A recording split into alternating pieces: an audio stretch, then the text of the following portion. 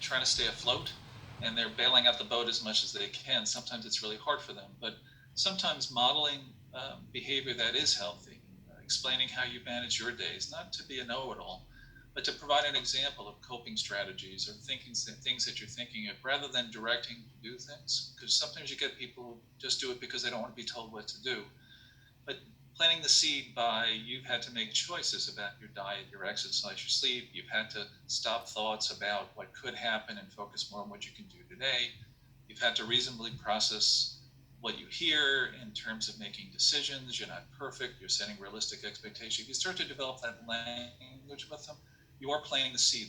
They're not going to immediately follow what you say, but if you say it enough and you say it in a way using yourself and disclosing what you're doing, it's do what I say, not what I do. Well, you want to do what you say, show them that this is what you're doing, rather than just what you're saying. I think that can really go a long way in helping convince people to take on these changes in how they manage stress.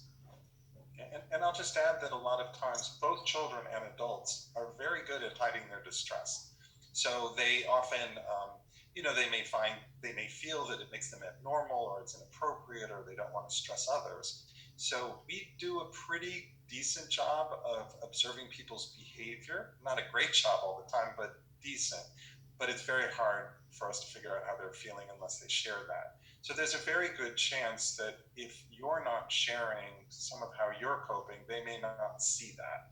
And so while you don't want to disclose necessarily private issues or talk about how you're extremely highly stressed, you can share with people that this has been difficult for you and these are the strategies that I've used. And then I think, as Tom said, if they see and understand the strategies you're using for coping, they may be more likely to try them themselves. Great. Well, I combined a couple of questions into those. That's kind of summarized. So thank you all for staying a little bit longer. Want to remind everyone again that you